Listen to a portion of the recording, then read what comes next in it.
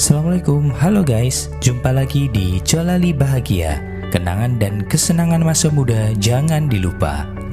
Kali ini kita ada di Konco Cerita. Melanjutkan cerita sebelumnya, kisah perjalanan sang penjaga bumi yang sudah memasuki chapter ketiga, di mana Izan yang telah mengalami kebangkitan berlatih dengan keras untuk menjadi lebih kuat. Dan inilah chapter 4 dengan judul Kekuatan Perak Batang. Langit pagi menyambut Izan saat ia akhirnya keluar dari dalam gua. Aroma tanah basah dan sinar matahari terasa berbeda, lebih hangat, lebih hidup. Namun, belum sempat ia melangkah jauh, suara geraman berat terdengar dari balik pepohonan. 3 sosok besar muncul dari semak-semak. Kulit mereka hitam kelam, mata merah menyala, dan aura buas memancar dari tubuh mereka. Beruntung masih ada monster untuk menguji kekuatanku yang baru. Izan menarik nafas. Kakinya bergerak ringan. Dalam sekejap, tubuhnya melesat. Pukulan pertama mengenai salah satu monster tepat di dadanya. Monster itu terlempar menabrak pohon dan tak bangun lagi. Aku sudah cukup kuat sekarang, bisik Izan dalam hati. 2 monster lainnya menyerang bersamaan.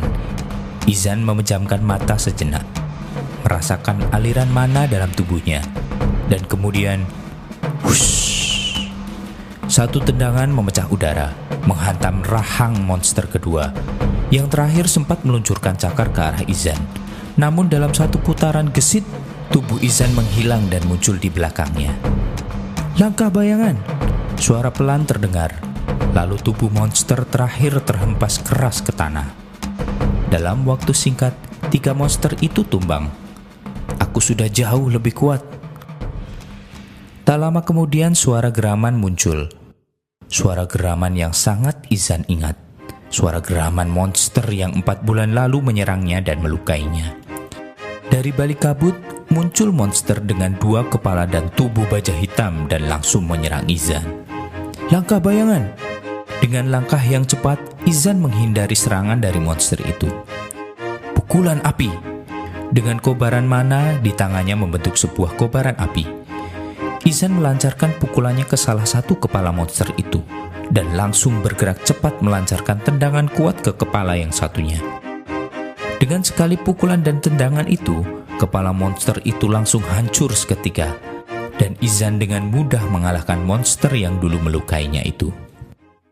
Beberapa jam kemudian, Izan tiba di luar barier area terlarang.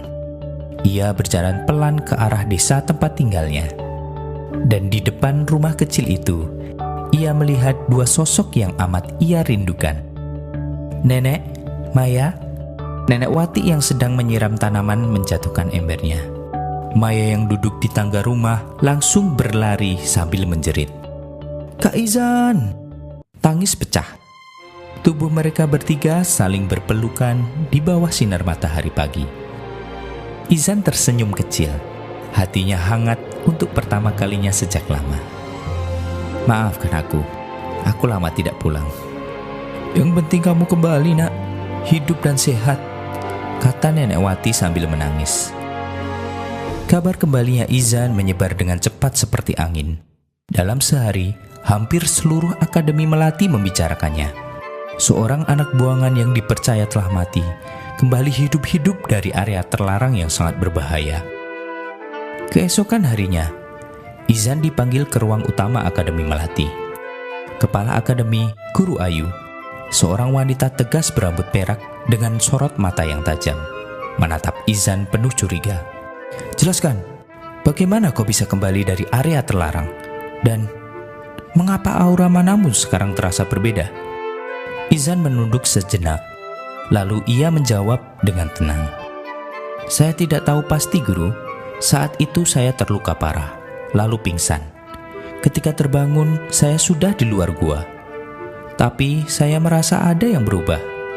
Ia tidak menyebutkan tentang core mix, karena selain belum yakin dengan apakah core-nya memang core mix yang legendaris, ia belum siap untuk mengumbar kekuatannya. Belum saatnya. Guru Ayu menatapnya lama lalu mengangguk. Kalau begitu, kita buktikan perubahan itu. Di pelataran utama akademi, seluruh murid dan pengajar dikumpulkan. Sebuah kristal besar ditempatkan di tengah. Alat untuk mengukur kekuatan dan memvisualisasikan level energi mana seseorang. Kemudian Izan meletakkan tangannya di kristal. Bzzz. Kristal bersinar terang, energi melonjak tinggi, hingga akhirnya muncul tulisan melayang di atasnya. Level perak batang. Seluruh arena hening. Apa? Perak batang? Itu satu tingkat di atas murid terbaik kita. Bukankah dia hanya tembaga batang waktu itu?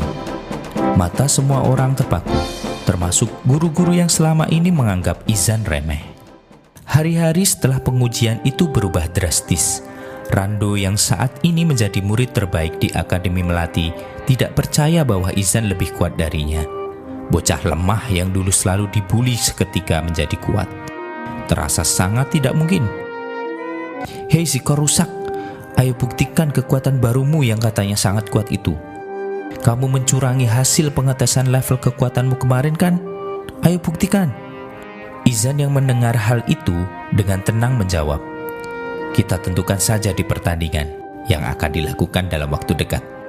Izan menjawab sambil berlalu tanpa menghiraukan mereka. Merasa diabaikan, Rando menyuruh temannya untuk menyerang Izan. Dan sebelum pukulannya sampai ke tubuh Izan, Pak Harun yang saat itu melihat yang terjadi, menghentikan pukulan itu dan berteriak, cukup, simpan pukulan kalian untuk kompetisi akademi besok. Mulai saat ini, Izan dalam perlindungan guru. Jangan mengganggunya. Tunggu saja si kau rusak. Nasibmu tidak akan seberuntung hari ini pada saat kompetisi besok. Izan hanya menatapnya dan tersenyum sembari berlalu. Perjalanan kebangkitan seorang anak penjaga bumi baru saja dimulai. Bersambung. Itu tadi guys, chapter 4 kali ini. Kekuatan perak batang dari Izan yang menghebohkan seluruh Akademi Melati. Bagaimana kelanjutannya di chapter 5? Kalau ada ide-ide lagi, silakan komen di kolom komentar ya. Sekian konco cerita kali ini. Sampai jumpa di chapter selanjutnya. Jolali bahagia. Kangen